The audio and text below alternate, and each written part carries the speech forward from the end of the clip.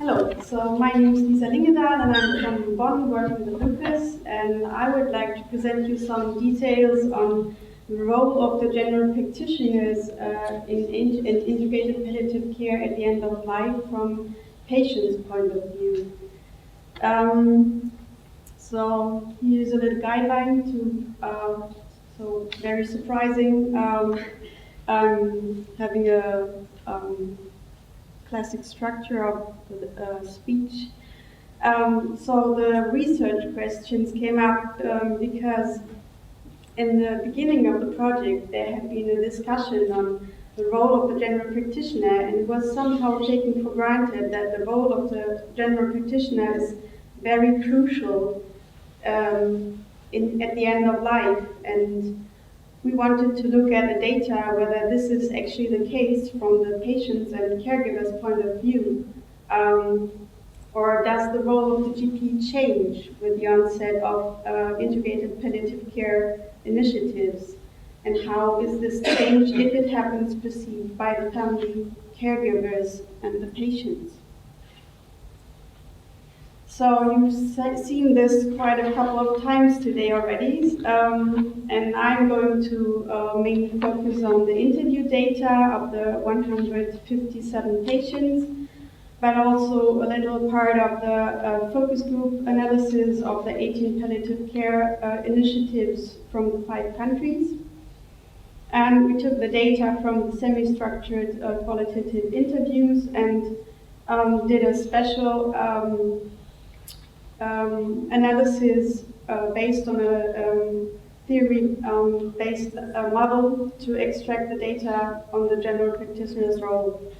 And you see a graph of this structure we used. So we divided the role of the general practitioners in 4 dimensions: availability, medical treatment, coordination of the care network, and psychosocial support and trust.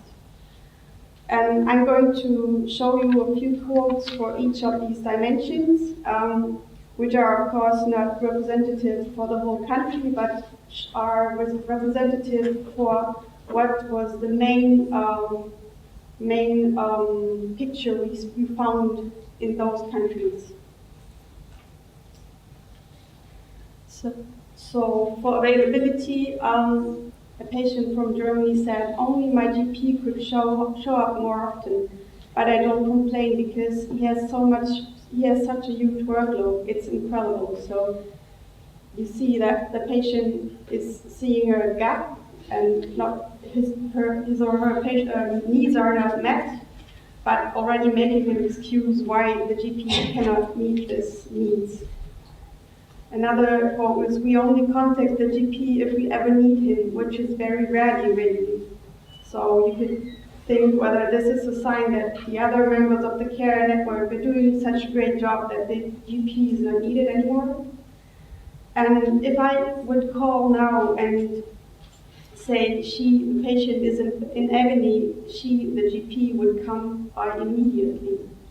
So here's an example of someone who says, I can really rely on my GP, and she meets my needs of someone being available. Coordination of the care network. Someone from Belgium said, I believe that once or twice a month on a Friday, the GP and the nurse get together and discuss my case. And I have to say that this coordination part was something that in the interviews, the patients were they were not sure what to say about it, and for them this issue did not seem to be so important, because it was like the work in the background, and many of them did not have to say so much and were not really aware of it. But we have some examples, like, my GP is not cooperative as I see. He doesn't collaborate with the hospital doctor. I think everybody knows what's going on. When I go to the doctor, he can't just look up and say, well, the hospital says this, or, the nurse says that. Medical treatment. So the GP is not playing a very important role at the moment because most of the work is done by the Palliative Care Initiative in a different way. So you see a shift with the specialist onset of the specialist care, and you also find some, when you look into the focus groups, you also find some difficulties in palliative care treatment. They set up a special medication and then the GP comes and changes it in, so they don't feel like they have a clear message what to do. And a patient from Hungary said, sometimes the GP gives me medicine or an injection. If she can't do anything else, I just call the ambulance. So there's also other options for medical treatment. And psychosocial support and trust. A patient from Hungary said, I trust him, I like him very much. And a patient from Belgium said, well, the GP is so important to me, and she promised me that I will die in a decent way. What she meant by that, I'm not sure, but giving me an injection maybe, but she has promised, you can count on me. So, we are coming to a different topic here, I won't go into that. And in the UK, some patient said, I retain the same doctor in town that we used to have, the same GP for consistency, so I didn't want to have to change to somebody new and go through all the same hassle again with building the relationship. So, and I will come back to that later, because I think this relationship is also a qualification and a really important value in the network that specialist palliative care cannot just take over, because this relationship has been built in many cases for so many years, and it needs to be considered that from all members of the care network that this is really meaningful for the patients. So concluding on those results, we found that I could say that the GP's roles and engagement level differ from country to country, and of course from person to person. You know, you have GPs who are really integrated into the palliative care team, who even take part in the weekly meetings, and they send a lot of patients to the palliative care team. And then there's some who say, you know, I know how to do palliative care, I don't need you. So this is the results I'm showing you today is just an impression, and of course you always have to look at the individual, but from structures we found that there's a tendency that in Germany and the UK, the GPs often take on an advisory role and step back a bit, and basically the referrals or write prescriptions when the specialists get involved. But some GPs remain their function, of course. And we see in those cases where the GPs step back, it leads to a disappointment on the patients and family caregivers' side, because they had the expectations for the GP to stay at their side.